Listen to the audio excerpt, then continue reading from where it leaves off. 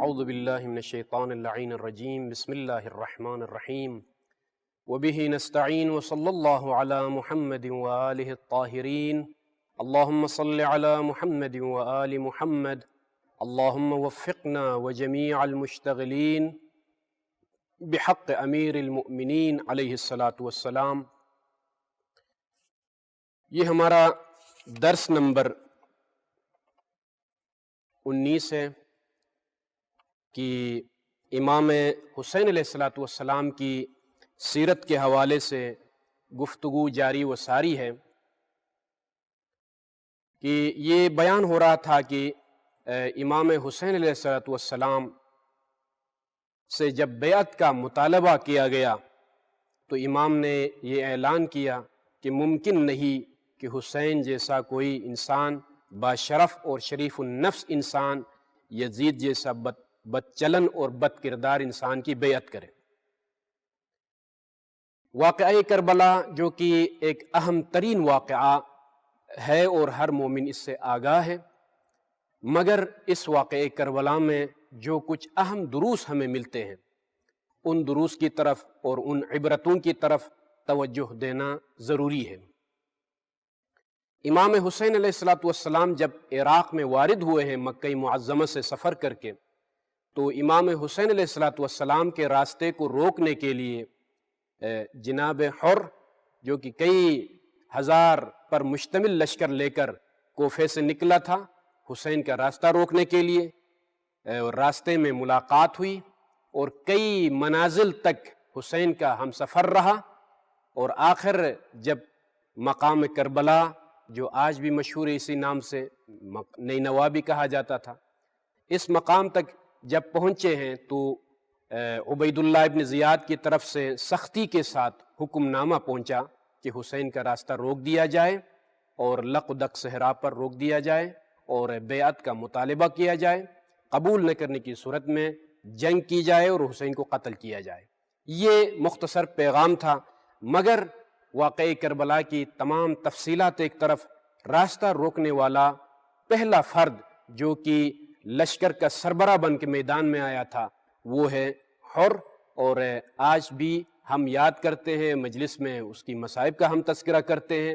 مگر ان کی جو زندگی ہے میں اور آپ کے لیے اور ہر انسان کے لیے عبرت ہی عبرت ہے اور درس ہی درس ہے، چونکہ یہ جو جہاد ہے راہ خدا میں، اس جہاد کی 2 قسمیں ہیں، جہاد اکبر اور جہاد اصغر۔ جہاد اصغر یہی ہے کہ جو میدان جنگ میں انسان وارد ہو جائے اور لڑے دشمن کے ساتھ، یہ ہے جہاد، لیکن اس کو جہاد اصغر سے تعبیر کیا گیا روایات میں اور احادیث مبارکہ میں۔ اور جہاد اکبر نفس کے ساتھ جو کہ ایک داخلی دشمن ہے، غیر محسوس طریقے سے انسان کو تباہ کر رہا ہوتا ہے، اس نفس کے ساتھ لڑنے کو جہاد اکبر سے تعبیر کیا گیا ہے۔ اور واقعہ کربلا میں یہی راستہ روکنے والا انسان حر ابن یزید ریاحی جو کہ حسین کا راستہ جس نے روکا، اور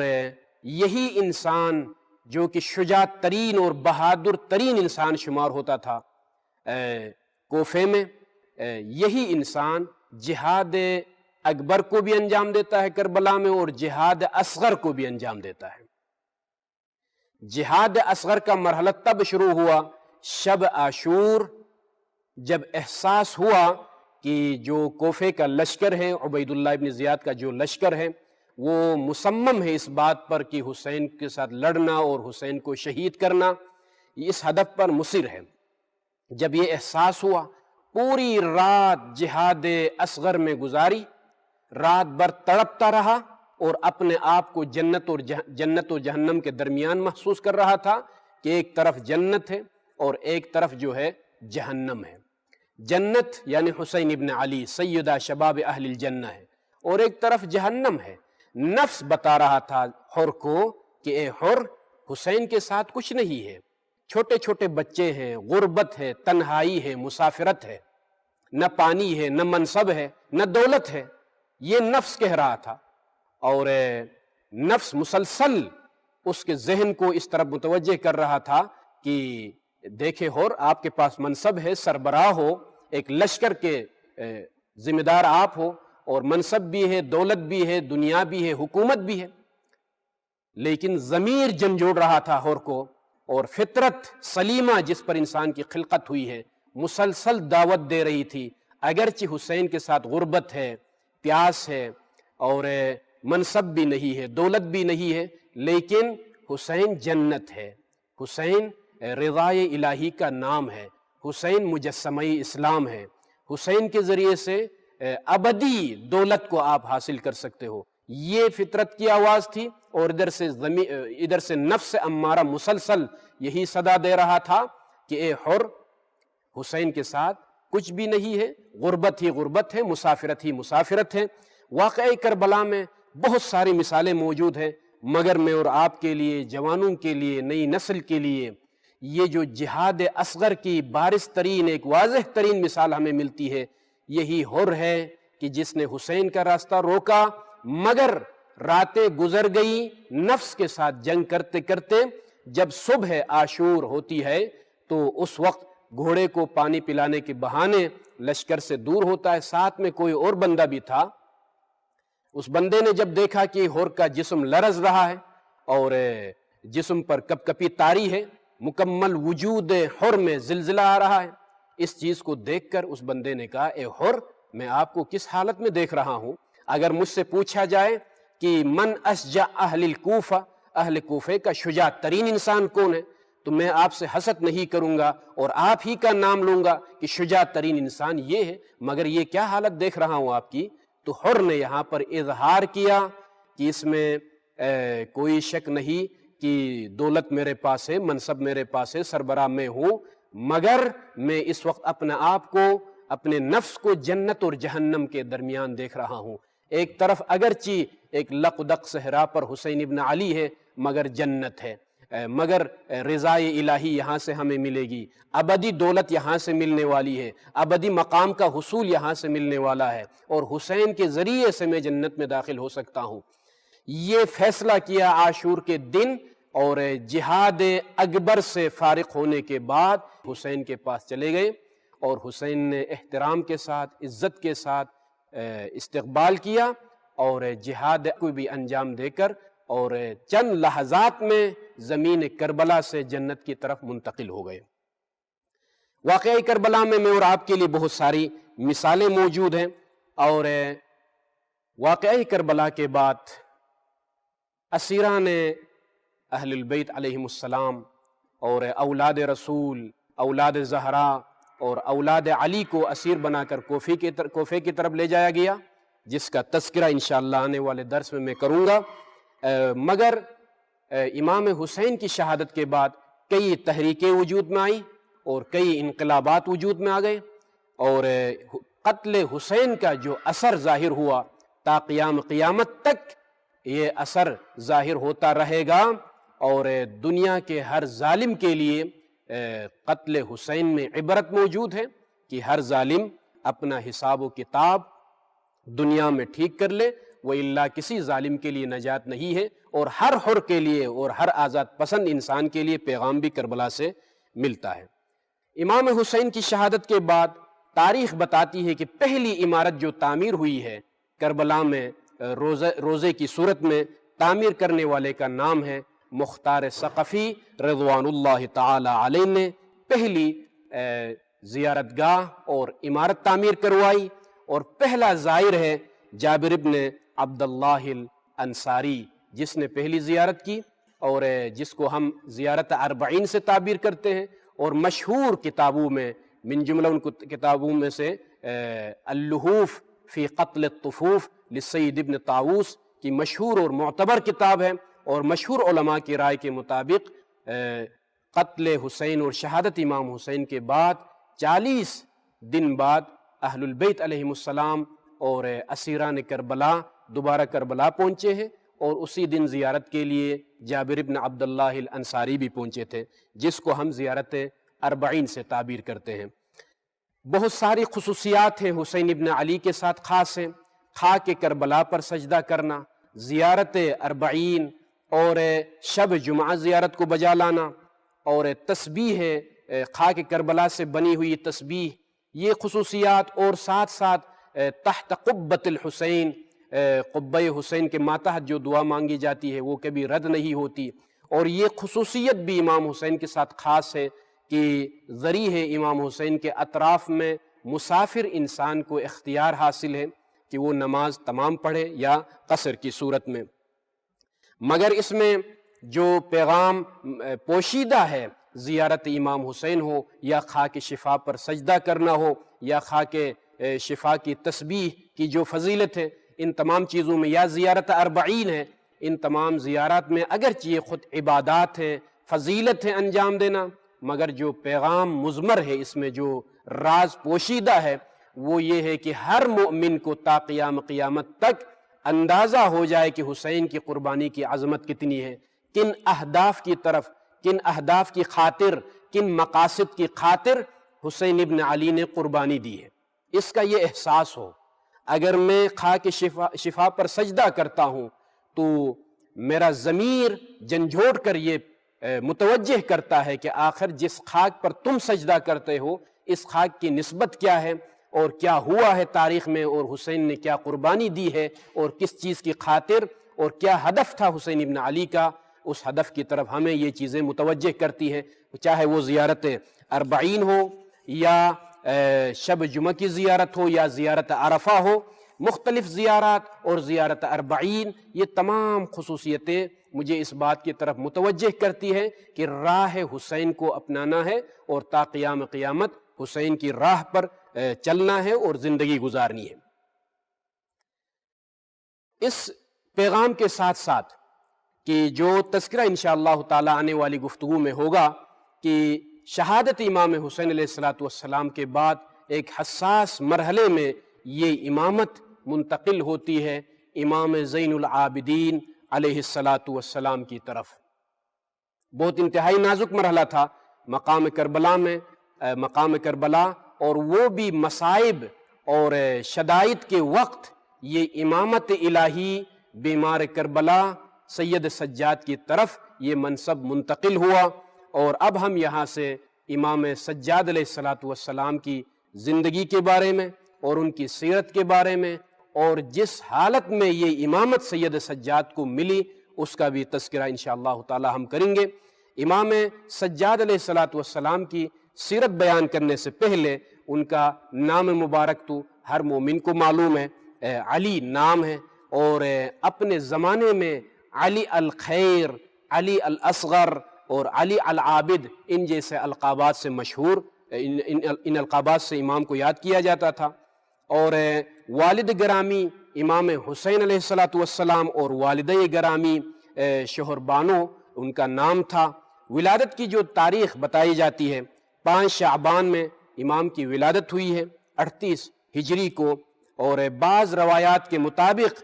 15 جمادی الاولیٰ کو امام کی ولادت ہوئی ہے۔ مقام ولادت ہے مدینہ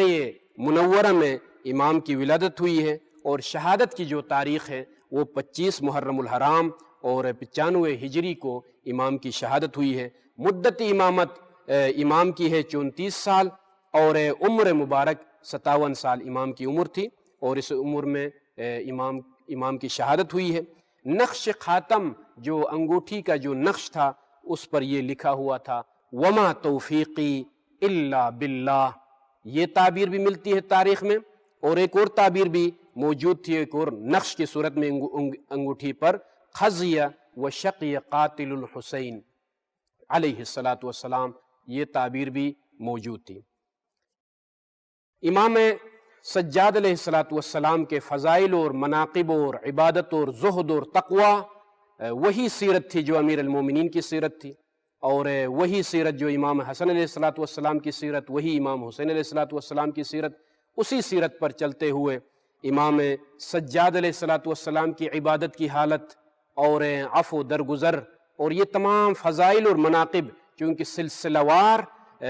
اولاد زہرا میں یہ مناقب اور فضائل منتقل ہوتے گئے، یہاں تک کہ فضائل کے بارے میں کچھ میں اشارہ کرنا چاہوں گا کہ فضائل سید الساجدین کے بارے میں یہ ملتا ہے ہمیں تاریخ میں کہ فرزدق جو کہ ابو فراس ان کی کنیت ہے، ان کی شاعری اور بڑا شاعر تھا، اور ان کی شاعری معروف تھی اس زمانے میں۔ سید الساجدین ایک مرتبہ جب حج کے لیے گئے ہیں اور ادھر سے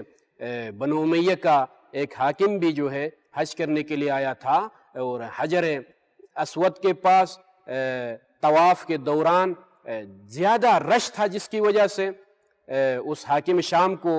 موقع نہیں ملا کہ آسانی سے وہ جو ہے طواف بجا لا سکے۔ مگر جب سید الساجدین آگے بڑھے ہیں طواف کرنے کے لیے تو خود بخود لوگ منتشر ہو گئے، کسی کو بتانے کی ضرورت ہی نہیں پڑی۔ اس منظر کو دیکھ کر کسی شامی نے پوچھا اس حاکم شام سے، من ھذا، یہ کون ہے جس کی خاطر جو مجمع تھا وہ منتشر ہو گیا، راستہ دیا گیا، آسانی سے یہ نوجوان آگے بڑھ رہا ہے، اور دوسرے الفاظ میں حکومت تم لوگوں کی ہے اور اقتدار تم لوگوں کے پاس ہے، مگر کوئی جگہ دینے کے لیے تیار نہیں ہے۔ آخر کون یہ ہستی، کون جوان ہے یہ جس کی خاطر یہ سارا مجمع منتشر ہو گیا؟ تو تجاہل عارفانہ سے کام لیتے ہوئے اس حاکم نے کہا کہ ما اعرفہ، میں نہیں جانتا ہوں۔ تو وہاں پر فرزدق موجود تھا اور بڑا مشہور شاعر تھا، اس نے فوراً کئی بندوں پر مشتمل کلام پیش کیا، اس طرح سے آغاز کیا، ھذا الذی تعرفہ البطحاء وطأتہ والبیت یعرفہ والحل والحرم، ھذا ابن فاطمہ ان کنت جاہلہ وبجدہ انبیاء اللہ قد ختموا۔ اے حاکم شام، کیا تم نہیں جانتے اس کو؟ یہ وہ ہے کہ جو بطحا کی زمین بھی اس کو پہچانتی ہے، مقام حل اور حرم بھی ان کو جانتا ہے، جہاں یہ قدم رکھتا ہے خاک کے بارے میں بھی مقام حل اور مقام حرم کو معرفت حاصل ہے۔ یہ ابن فاطمہ ہے، فرزند فاطمہ ہے، اگر تم جاہل ہو۔ یہی تو ہے جن کے جد پر سلسلہ نبوت ختم ہو گیا اور خاتم النبیین قرار پائے ان کے جد، اور ان کے یہ نواسے ہیں، ان کی اولاد ہیں۔ اور بڑا طویل کلام ہے فرزدق کا وہاں پر، اور سخاوت کا تذکرہ کرتے ہوئے فرزدق نے یہ کہا تھا کہ ما قال لا قط الا فی تشہدہ لولا التشہد لکانت لاؤہ نعم، کبھی بھی کسی سائل کے جواب میں نہ نہیں کہا ہے، سوائے ایک مقام پر لفظ لا یعنی نہ کا لفظ استعمال کیا ہے، اور وہ بھی اقرار توحید کرتے ہوئے لا الہ الا اللہ محمد رسول اللہ پڑھتے ہوئے وہاں پر نفی کی ہے، نہیں کا لفظ استعمال کیا ہے، نہ کا لفظ استعمال کیا، جہاں پر غیر اللہ کی نفی کرنے کے لیے سید سجاد نے نہ کہا ہے، وہ اللہ کسی سائل کو نہ نہیں کہتے ہیں۔ سخاوت کی یہ انتہا ہے۔ اور اگر تشہد نہ ہوتا، یعنی دوسرے الفاظ میں اگر توحید نہ ہوتی تو لفظ نہ بھی ہاں میں بدل جاتا، یہ سخاوت ہے۔ اور مکارم اخلاق میں اذا رأتہ قریش قال قائلها الی مکارم ھذا ینتہی الکرم، جب قریش دیکھتے ہیں اس نوجوان کو تو کہتے ہیں کہ مکارم الاخلاق کی انتہا اس جوان پر ہوتی ہے۔ یہ وہ پورا کلام تھا کہ جس میں مناقب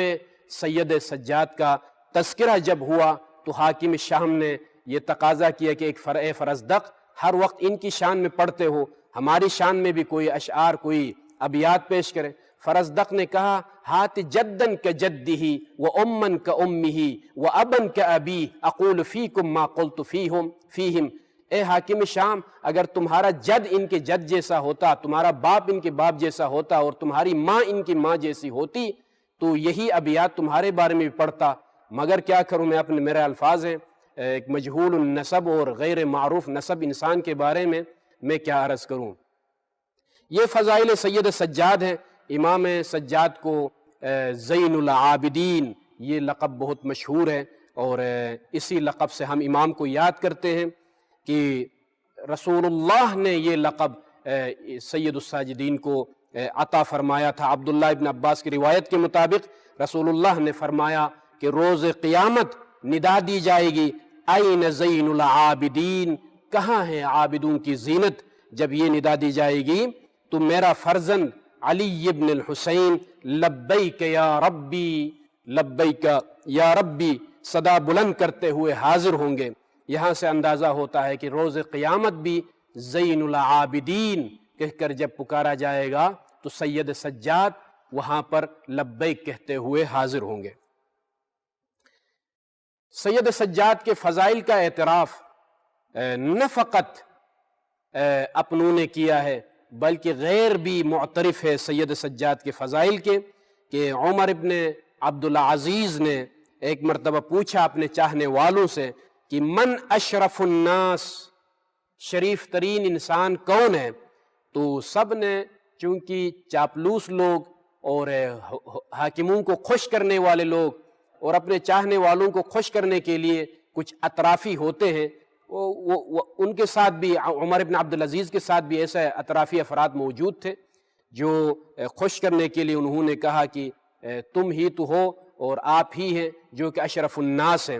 تو عمر ابن عبدالعزیز نے کہا کہ کلا فإن اشرف الناس ھذا، تم لوگوں نے غلط بولا، انصاف نہیں کیا، بلکہ یہ سید الساجدین زین العابدین ہے کہ جو اشرف الناس ہے۔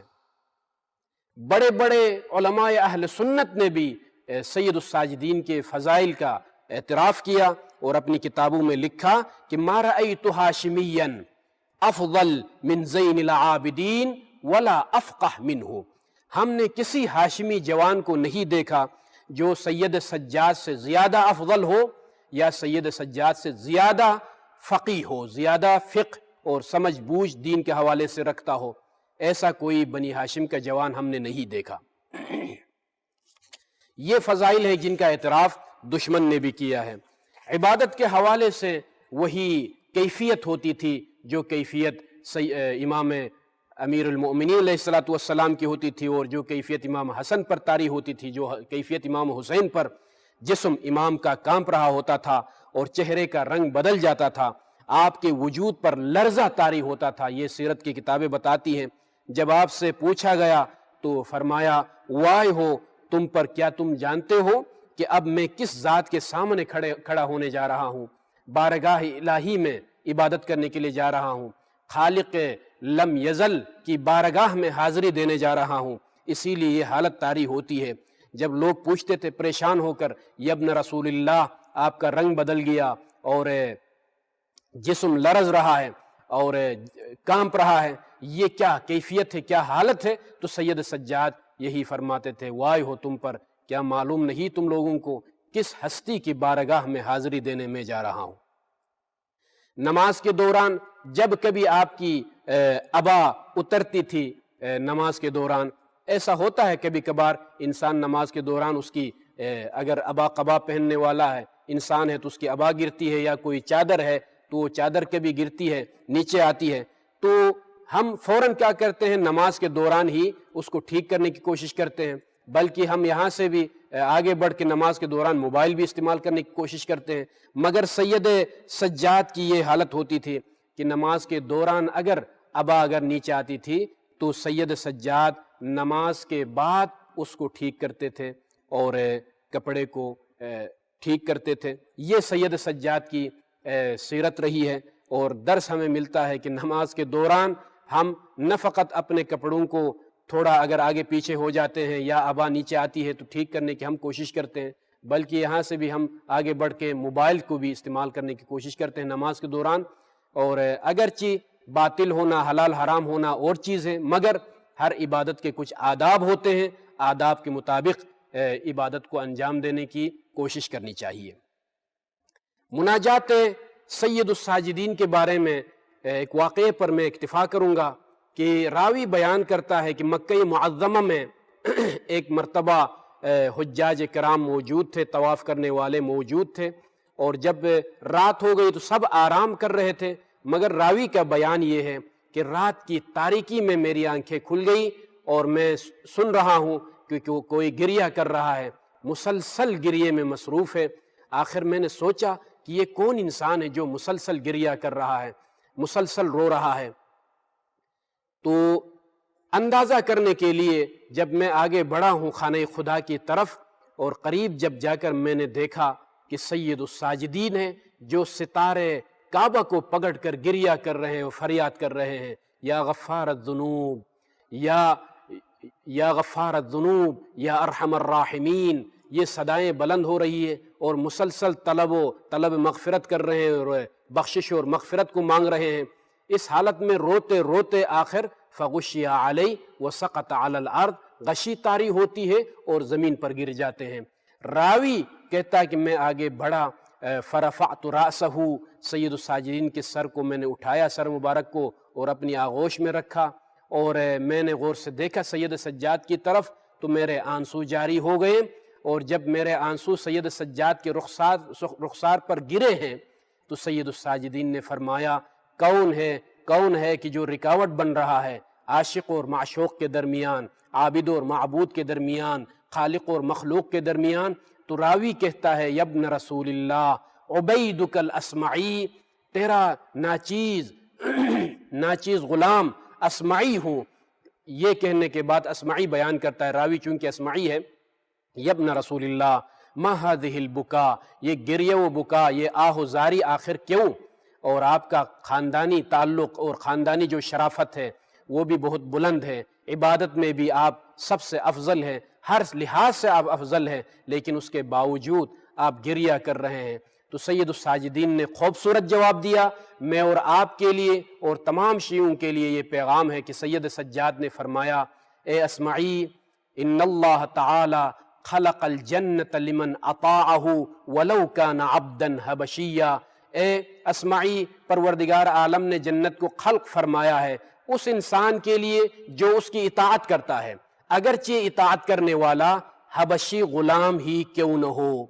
اے اسمعی، یاد رکھ لو کہ ان اللہ سبحانہ وتعالی خلق جہنم لمن عصاہ ولو کان سیدا قرشیا، اے اسمعی، پروردگار عالم نے جہنم کو خلق فرمایا ہے اور اس انسان کے لیے جو گنہگار ہو، اگرچہ وہ ایک سید عربی اور قرشی اور اولاد رسول میں سے ہی کیوں نہ ہو، پھر بھی اگر گنہگار ہے تو وہ جہنم جائے گا۔ اور آپ تو ہماری فضیلت میں آیتیں پڑھتے ہو، چونکہ اسمعی نے یہ بھی کہا تھا کہ ابن رسول اللہ، آپ کی شان میں اور آپ اہل البیت کی شان میں آئے تطہیر نازل ہوئی ہے، آخر آپ کیوں آہ و بکا کرتے ہیں؟ تو یہاں پر بھی سید سجاد نے پیغام دیا، اے اسمعی، ٹھیک ہے آئے تطہیر نازل ہوئی ہے، مگر قرآن میں اور بھی آیتیں ہیں، فَإِذَا نُفِخَ فِي الصُّورِ فَلَا أَنْسَابَ، جب سور پھونکا جائے گا قیامت کے دن تو پھر وہاں نسب کی بات نہیں ہوگی اور خاندان کی بات نہیں ہوگی، عمل کی بات ہوگی۔ یہاں سے مجھے امیر کائنات کا وہ مشہور جملہ کلمات قصار میں یہ جملہ ہمیں ملتا ہے کہ من ابطأ به عملہ لم یسرع به نسبہ، جس انسان کا عمل کمزور ہو، عمل کی وجہ سے اگر کسی کا برا عمل اور کمزور عمل کسی کو پیچھے کی طرف اگر دھکیل دیتا ہے تو پھر اس کا نسب اور خاندان اسے آگے نہیں بڑھا سکتا۔ یہ سید سجاد کی سیرت اور عملی زندگی اور قول کے ذریعے سے ہمیں یہ پیغام دیا کہ خاندانی شہرت اور خاندانی ہونے کے ناطے جو لوگ دنیا میں غرور میں مبتلا ہوتے ہیں کہ ہم خاندانی لوگ ہیں، ہمارا خاندان ایسا ہے اور ہمارے خاندان میں اتنے بڑے پیسے والے ہیں، اتنے بڑے علماء گزرے ہیں، اتنے بڑے بزرگ گزرے ہیں، یہ تمام چیزیں ایک طرف، مگر قیامت میں یہ چیزیں کام نہیں آئیں گی۔ خاندان اور نسب کی بنیاد پر قیامت میں کوئی صلہ ملنے والا نہیں ہے، بلکہ جو چیز کام آنے والی ہے وہ ہے عمل اور عبادت اور تقوی ہے، کہ یہی پیغام سید سجاد نے ہمیں دیا۔ سید الساجدین کی عبادت اور مناجات کا باب بہت وسیع ہے، لیکن میں اسی پر اکتفا کروں گا۔ سید الساجدین کی زندگی میں جو بڑا واقعہ رونما ہوا اور وہ ہے واقعہ کربلا۔ انتہائی سخت حالات میں سید الساجدین کو یہ مقام امامت منتقل ہوا، یہ منصب منتقل ہوا، جو کہ واقعہ کربلا کے دوران اور شہادت امام حسین کے بعد یہ منصب امام کو ملا۔ آنے والی گفتگو میں انشاءاللہ تعالی اس کی طرف میں اشارہ کروں گا۔ وصلی اللہ علی محمد وآلہ الطاہرین۔